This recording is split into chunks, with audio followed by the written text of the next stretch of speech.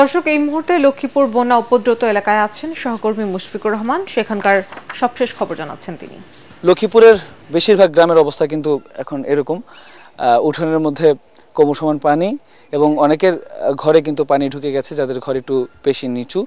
এবং এখানে মানুষের দুর্ভোগের পাশাপাশি কিন্তু গবাদি পশুর দুর্ভোগ অনেক বেড়েছে। আমরা দেখেছি তাদের যে খাবার, খড়ের গাদা থেকে শুরু করে সব কিছু কিন্তু পানিতে তলিয়ে গেছে। এর ফলে যেটা হয়েছে,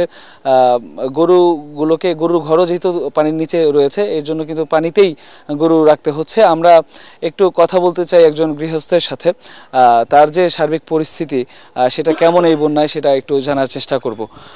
মুরব্বী, আপনার গরু আছে? আমার 4টা গরু, 2টা ছাগল। আজকে 1 মাসের উপরে পানির নিচে আমরা বসবাস করতেছি। গরুগুলো ঠান্ডা ধরে গেছে, খাওয়া দাওয়ার বহুত কষ্ট, চুলের সাংকি সব ডুবে গেছে। আমরা বহুত কষ্টের ভিতরে আছি স্যার।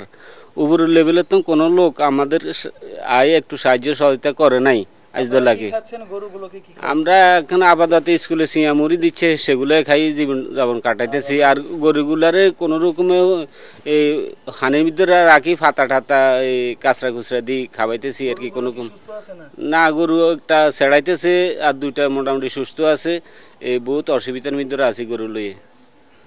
দর্শক, যেমনটা শুনতে পারলেন যে এখানে গরুগুলো কিন্তু পানির মধ্যে থাকতে থাকতে কিন্তু অসুস্থ হয়ে পড়ছে। শুধু গবাদি পশু নয়, মানুষ যারা আছেন তারাও কিন্তু বিভিন্ন ধরনের পানিবাহিত রোগে আক্রান্ত হচ্ছেন।